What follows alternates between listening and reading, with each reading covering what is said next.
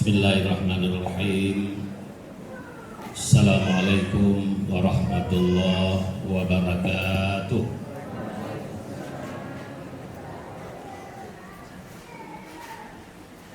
Jalan-jalan ke Penyengan, singgah sebentar di Batu Haji. Jawab salam bapak-bapak dan ibu kurang semangat. Saya ulang sekali lagi. Assalamualaikum warahmatullahi wabarakatuh.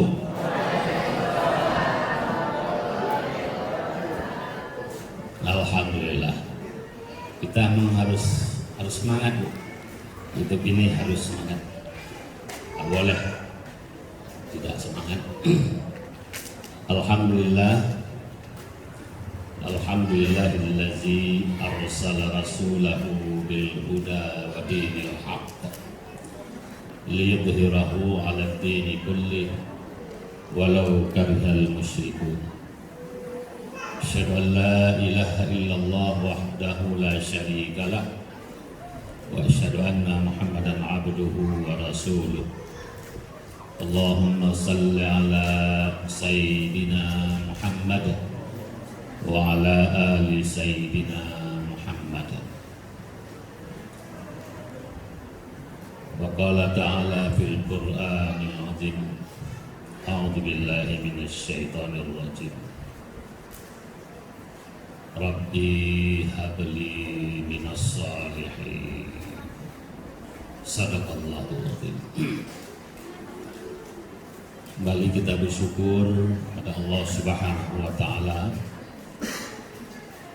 Alhamdulillah kita masih diberikan umur panjang dalam keadaan sehat walafiat. Dan kita hari ini ditakdirkan oleh Allah Subhanahu wa taala untuk berada di Pondok Pesantren An-Ni'mah Kota Batam yang berada di lokasi dapur 12. Walaupun dapurnya tinggal satu aja lagi saja. Dulu ada 12 dapur. Dapur arang gitu, Bapak Ibu. Alhamdulillah. Mudah-mudahan pertemuan kita di pagi hari ini pertemuan yang dapat redha dan berkah dari Allah Subhanahu wa taala. Amin ya rabbal alamin. Salawat dan salam kita sampaikan buat junjungan kita, orang yang paling kita cintai dan kita rindukan, Rasulullah Sallallahu Alaihi Wasallam.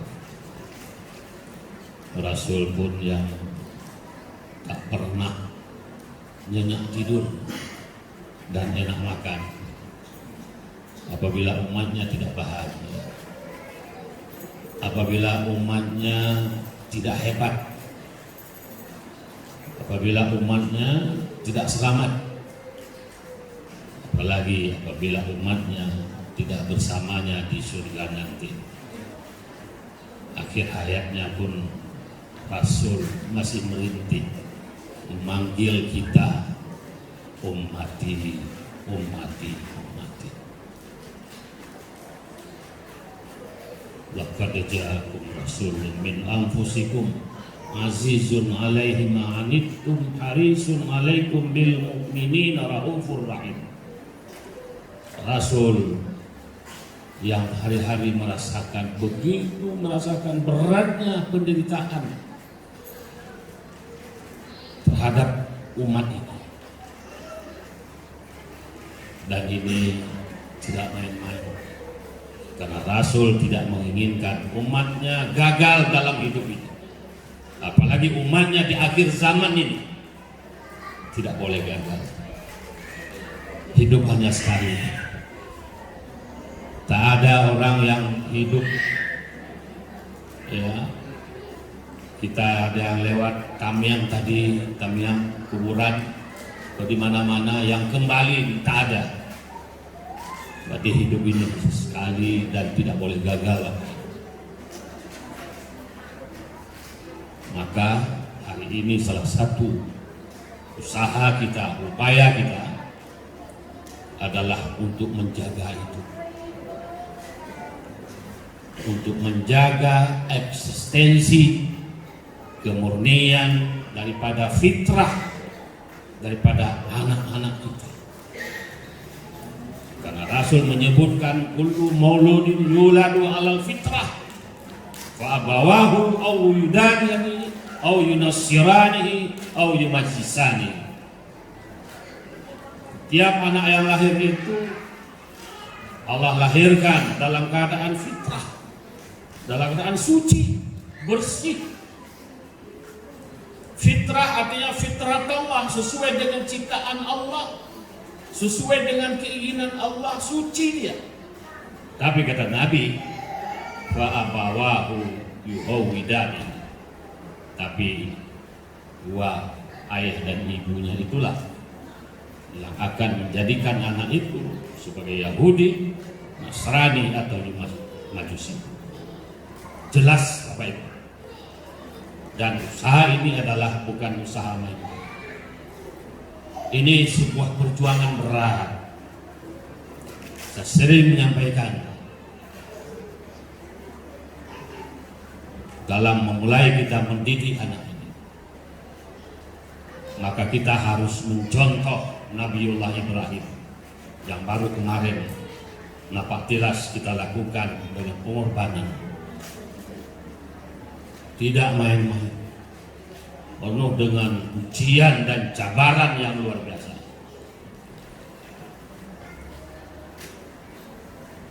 Nabi Ibrahim sudah tua, tapi masih tetap berdoa kepada Allah. Rabbi habli minas shalihin. Tuhanku, berikanlah kepadaku seorang anak yang saleh. Itu doa Nabi. Begitu juga doa kita Bapak Ibu. Maka Bapak Ibu hadir hari ini adalah melaksanakan doa itu. Karena banyak orang yang membaca doa itu tapi tidak melaksanakan.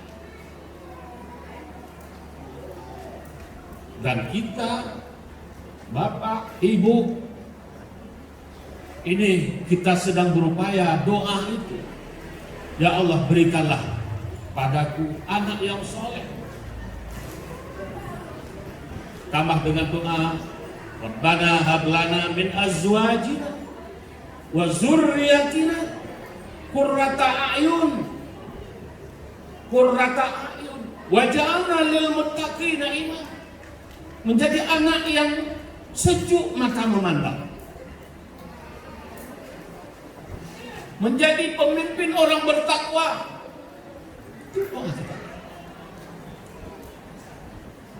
Insya Allah kalau Bapak Ibu menangis sekarang, insya Allah 20 tahun lagi tidak perlu menangis. Menangis kita sekarang karena jauh dengan anak, berpisah dengan anak, kita menangis. Tapi kita bisa senyum 20 tahun akan datang. Kalau Bapak Ibu senyum sekarang sama anak di rumah, pendidikannya yang tidak jelas, mungkin kita bisa gembira. Tetapi 20 tahun akan datang kita akan menangis. Anak terlibat dengan narkoba. Ini yang sedang terjadi sekarang ini di sekeliling kita. Bapak Ibu yang dimuliakan Allah Subhanahu wa taala. Alhamdulillah. Ini para asatidz kita, kiai-kiai kita, pimpinan pondok Ustaz Arianto. Saya tinggal sendiri di Anian sebagai pembina. Ibu hari kami ada berdua dengan almarhum Pak Kiai Didi Suryadi. Tapi Agustus 2021 kemarin Covid, beliau dipanggil oleh Allah Subhanahu wa taala. Biasanya kami duduk sebagai pendiri An-Ni'mah, pembina An-Ni'mah, Ustaz Arianto. Masih ada pendiri juga di Jakarta, Pak Omo Wihandana. Almarhum Dr. Gigi Zulkarnain sudah kembali kepada Allah. Ya, sekarang yang di Batam kami tinggal berdua sebagai pendiri daripada yayasan ini. 28 tahun yang lalu punya cita-cita An-Ni'mah ini harus mampu melahirkan generasi Qurani, melahirkan calon-calon ulama kita. Jadi tidak malu.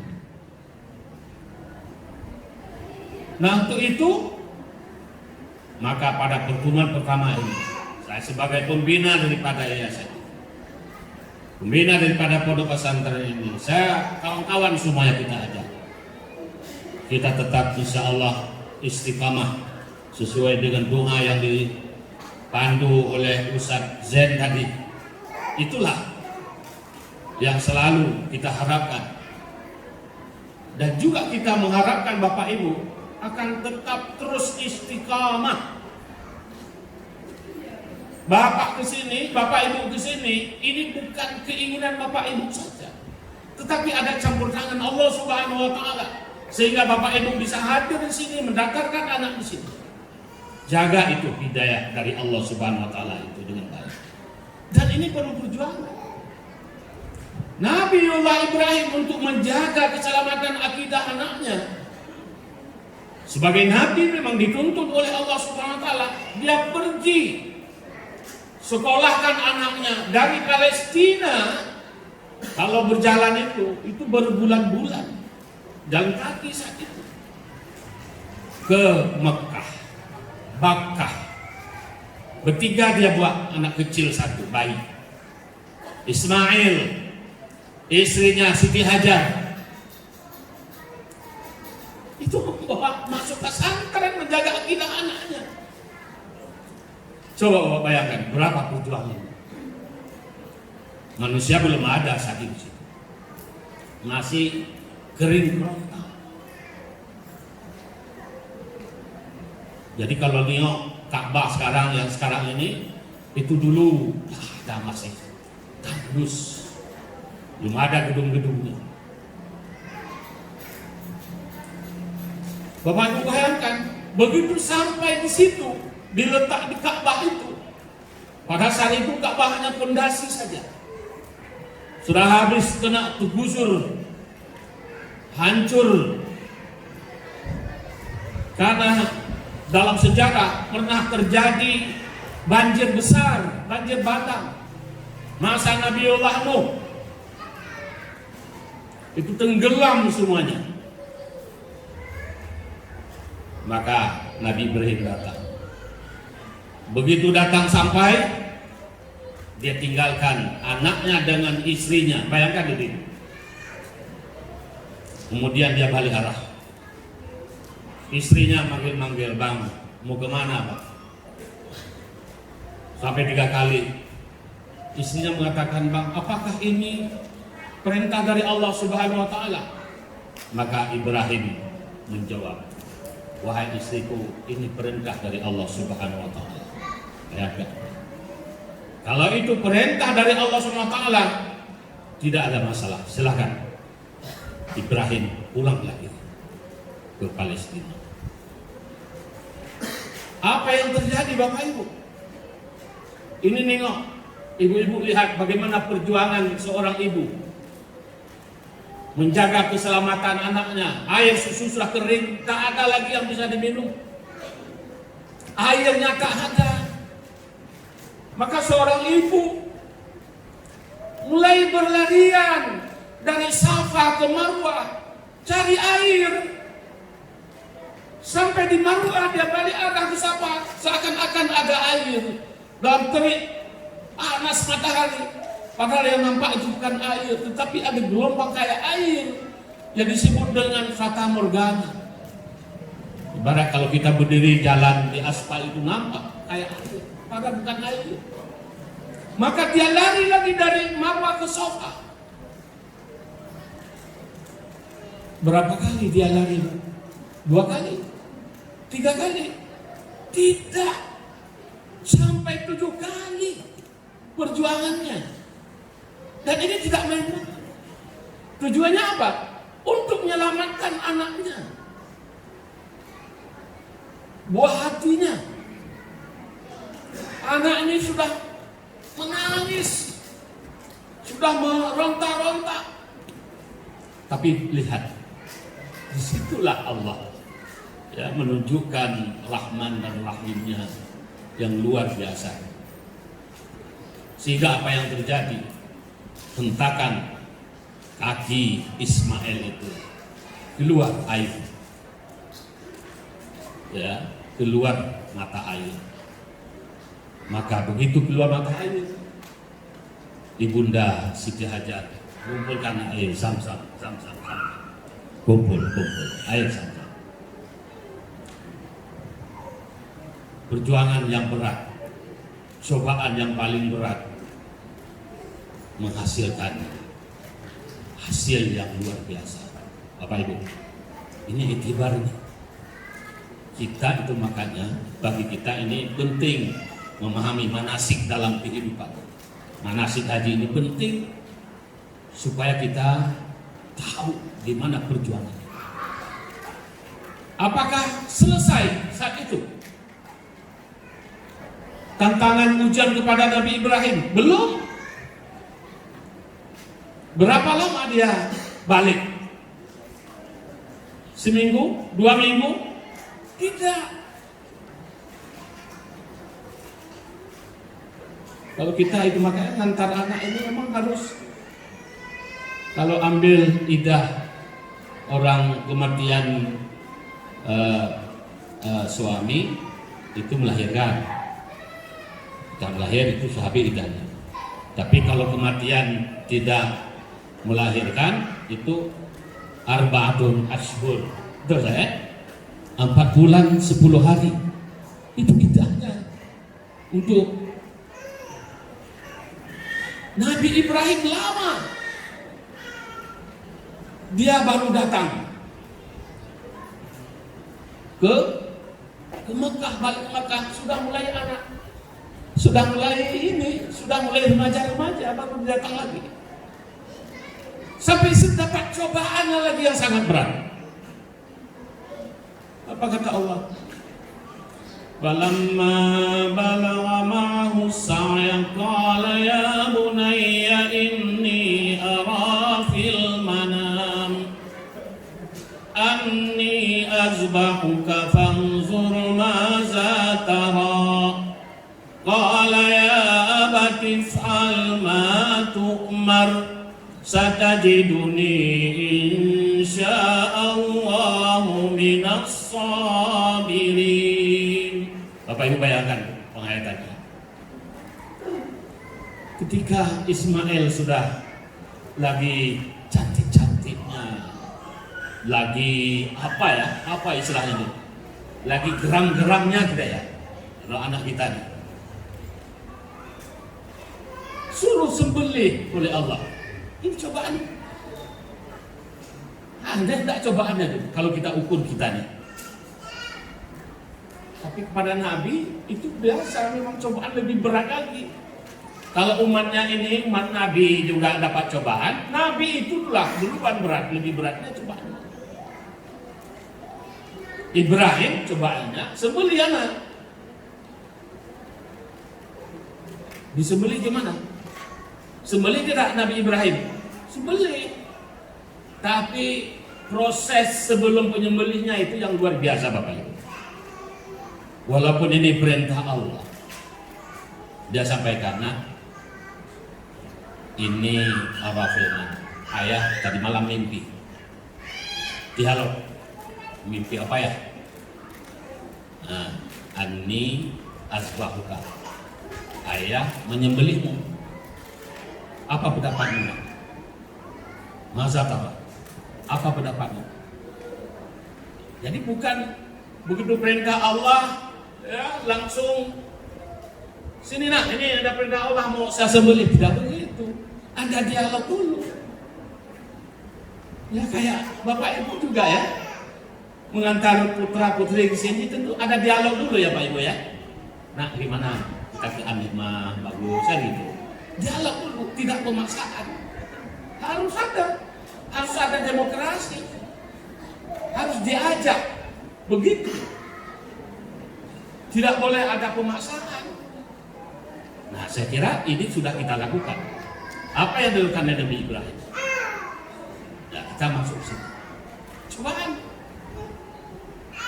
Nah, Masa tarana, apa pendapatmu nak? Apa pendapatmu? Apa jawab Ismail, Pak? Ya abatif al. Ayah, kalau itu perintah Allah ya, laksanakan ya. Dahsyat jawaban seorang anak yang saleh. Dan sesuai dengan doa tadi, Rabbi habli minas salihin. Ya Allah, berikan aku anak yang saleh.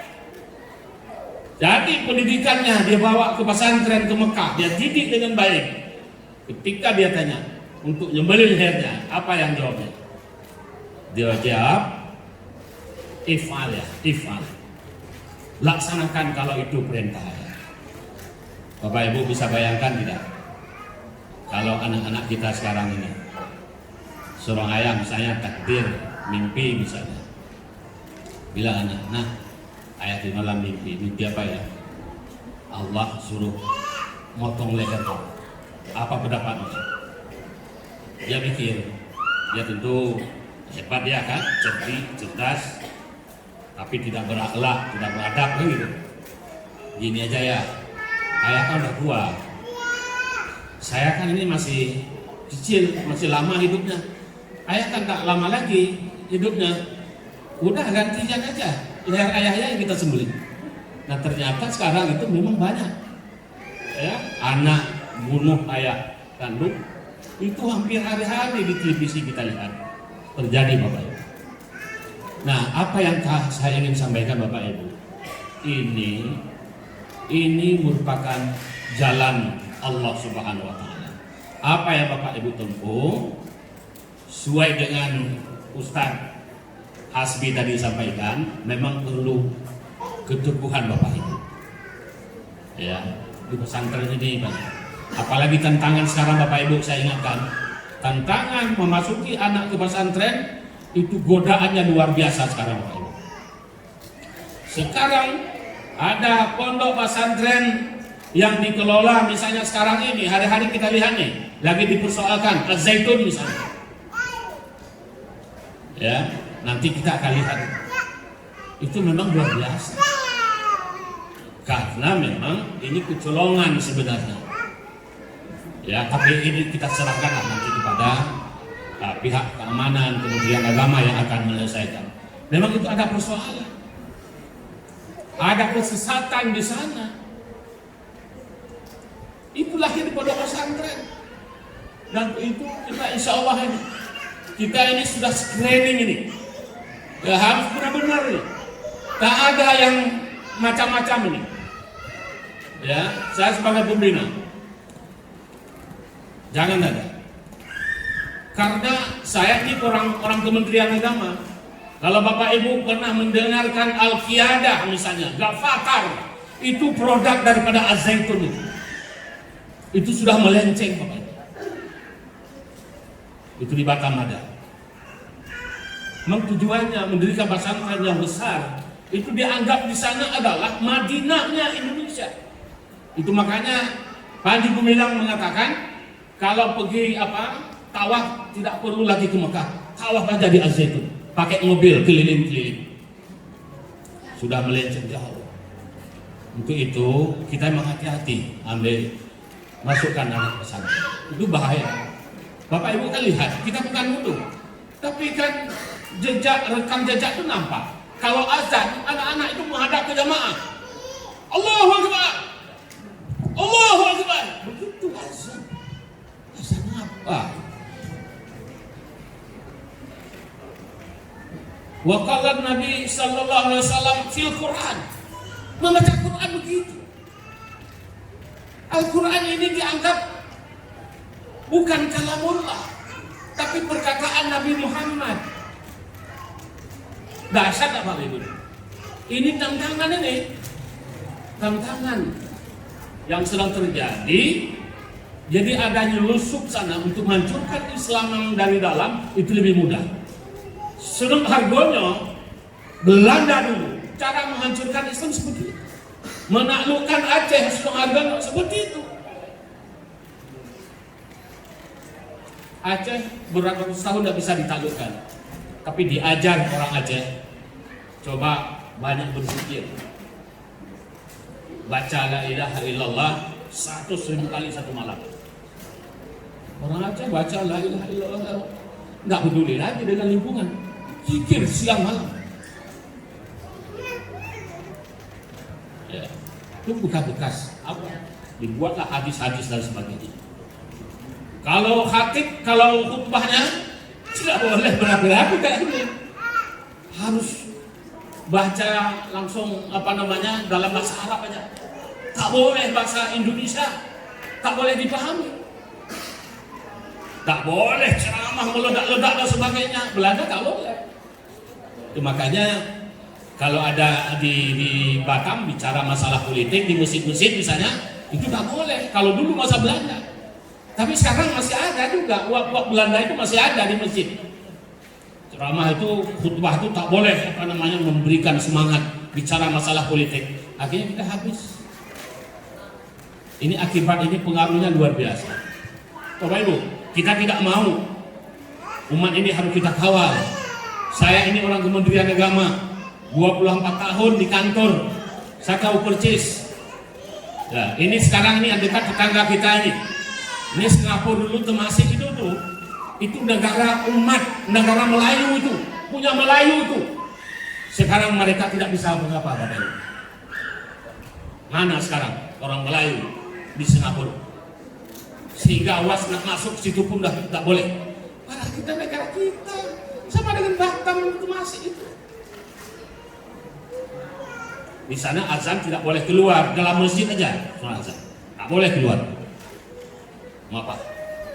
Apa Batam juga seperti itu nanti. Itu makanya kita perlu memang untuk mendidik, melahirkan generasi-generasi kita, generasi dakwah. Jadi di sini Bapak Ibu, kita akan melahirkan generasi-generasi Qur'ani.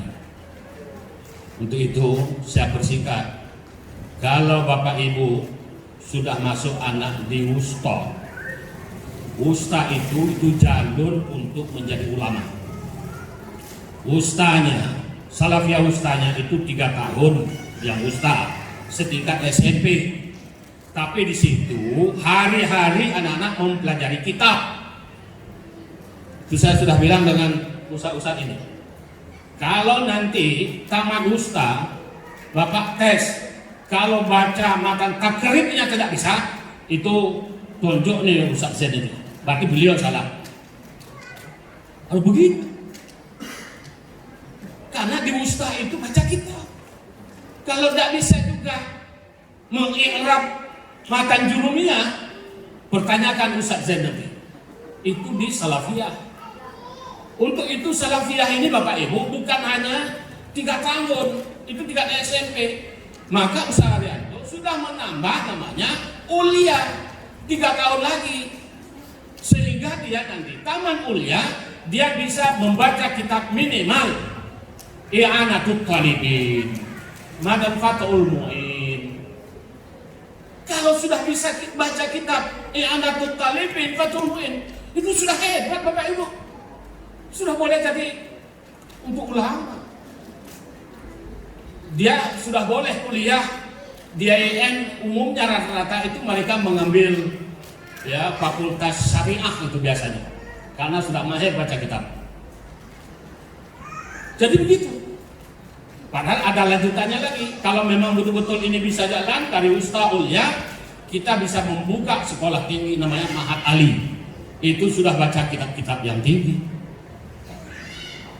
Nih, khusus yang Salafiyah. Jadi dari sekarang saya yang awali ini ingin mengatakan Bapak Ibu, wakafkan anak Bapak Ibu yang Salafiyah Usta yang sekarang ini daftar untuk niatkan jadi ulama, berarti mereka 6 tahun di sini. Salafiyah Usta ada Ustaz Zain, Salafiyah Mulia ada Ustaz Amin. Lagi ujiannya Ustaz Amin. Sudah ada. Itu hari-hari anak baca kitab. Jadi gitu Bu, supaya ini diperjelas sekarang. Nah kemudian yang sekolah di SMP itu berbasis pesantren. Nah, kita lagi nak mengurus ini ke depan. Dulu 5 tahun pertama masih aman. Karena sebenarnya kalau basis pesantren itu anak-anak memang wajib boarding. Kalau enggak, apa arti berbasis pesantren? Nah, ternyata sekarang ada anak-anak yang PP, pulang pergi. Nah, ini sedang kita perjuangkan kembali. Saya terima kasih Bapak Ibu yang sudah mendapatkan juga di SMP 44 berbasis pesantren. Ya, ada berapa orang? Nah, ini kita berharap. Tapi ke depan kembali lagi kita berharap SMP itu anak-anak harus boarding. Tak boleh ada yang PP. Kalau yang PP bukan SMP ini, SMP yang lain. Di kelurahan ini ada SMP yang lain. Begitu. Ini sedang perlu nomenklatur dengan pemerintah Kota Batam nanti. Karena selama ini kita lost, beda apa-apa lah, masih tetap ini. Nah, yang KNI ini SMP 3 tahun, dia sekolah pure kurikulum nasional di sana, SMP biasa, ijazahnya juga seperti itu. Tetapi anak-anak juga bisa baca kitab. Karena dididik di pondok itu baca kitab, biasa itu. Jadi dapat 2 yang di SMP ini ke depan. Dia anak-anak pelajaran biasa SMP, kemudian dari segi moral anak-anak ibadahnya bagus, akhlaknya bagus, dan dia bisa berbahasa Arab. Karena mereka juga baca kitab. Baca kitab dia. Ya, kitab-kitab matan jurumiyah, matan takrib dan sebagainya. Dia tetap namanya KNI. Nah, kalau tamat dia di SMP di sini, dia silakan, nanti kita berharap juga dia bisa masuk kuliah atau masuk aliyah. Nah, atau masuk aliyah. Jadi seperti itu. Ada sampai berarti 6 tahun ini kita harapkan. Sekolah di sini 6 tahun. Dan setelah 6 tahun, kemarin kita sudah melakukan sebuah presentasi luar biasa. Ada loncatan lagi yang akan dilakukan oleh Ketua Umum Yayasan An-Ni'mah. Sekarang dalam waktu dekat mau berangkat ke Jerman. Kita ingin anak-anak di tamat aliyah itu atau tamat kuliah itu, mereka wajib yang ingin ke Jerman bisa menguasai bahasa Jerman. Itu dibutuhkan waktu 6 bulan mendalami bahasa Jerman. Setelah itu mereka bisa berangkat ke Jerman, dia kuliah di sana, dia dakwah di sana, dia kerja di sana tanpa dibiayai oleh orang tua. Tapi modalnya dia hanya menguasai bahasa Jerman. Dan nanti tahap awal itu direkrut hanya 30 orang dulu sebagai cobaan. Ini untuk ke depan. Jadi tahun ini sudah mulai. Ini Bapak Ibu. Nah, ini semuanya akan bisa kita lakukan. Tentu harus kita jaga perkembangan. Insya Allah loncatan-loncatan pendidikan kita harus mulai Bapak Ibu sekarang. Jangan sekarang ini anak-anak kuliah nanti banyak salah jurusan Bapak Ibu. Apa salah jurusan? Dia jurusan guru, PAI, tapi tidak jadi guru. Kerjanya di bank, kan salah jurusan itu. Ada orang perbankan jurusan ekonomi, tapi dia jadi guru. Ada yang seperti itu. Ini salah jurusan. Kenapa? Karena susahnya cari kerja, akhirnya apa yang dapat dia kerja. Jadi itu menjadi persoalan. Kita ke depan mengharapkan ini bisa linear semua. Ada loncatan-loncatan program peluang-peluang yang ada. Insya Allah melalui An-Ni'mah ini 28 tahun An-Ni'mah menjelang 30 tahun, 3 dekade. Insya Allah ini sudah mulai kita melakukan terobosan-terobosan. Bapak Ibu yang dimuliakan Allah Subhanahu Wa Taala, tentunya benar semuanya ini harus ada kita bergantung kepada Allah Subhanahu Wa Taala dengan doa. Mudah-mudahan yang tadi doa yang dibekali Nabiullah Ibrahim, Rabbi habli minas salih. Bapak Ibu berdoa, kita juga berdoa, dan Semuanya ini hanya bantuan maunah dari Allah Subhanahu wa taala. Kita hanya berusaha, Bapak Ibu. Untuk itu, ayo kita bagaimana Bapak Ibu yang sudah mendaftarkan anak, kami menyambut dengan baik. Alhamdulillah, kita optimis anak Bapak Ibu sudah di jalan yang diridai oleh Allah Subhanahu wa taala. Mari kita jaga. Nanti cobaannya banyak ini. Cobaannya banyak. Ya, begitu balik nanti anak-anak nggak libur misalnya, itu udah macam-macam lagi. Ber-HP lagi, padahal di sini nggak boleh HP kan. Nah, nanti di rumah HP, nonton dan sebagainya. Jadi untuk itu apa yang disampaikan Pak Ustaz Hasbi tadi dan sebagainya, doa, ayo kita doa, komit. Insya Allah anak-anak ini Bapak Ibu, insya Allah mereka masih ibarat kertas putih mesin ini. Ya, mulai SMP ini atau USTA ini masih ibarat kertas putih. Masih anak-anak yang patuh, insya Allah semuanya lewat doa kita, insya Allah ini akan dikabulkan oleh Allah Subhanahu wa taala. Amin ya rabbal alamin. Mohon maaf yang sebesar-besarnya. Inilah yang dapat kami sampaikan. Ya, mudah-mudahan kita tetap semangat mendidik anak-anak. Silakan ada persoalan kita runding dengan sebaik-baiknya. Assalamualaikum warahmatullahi wabarakatuh.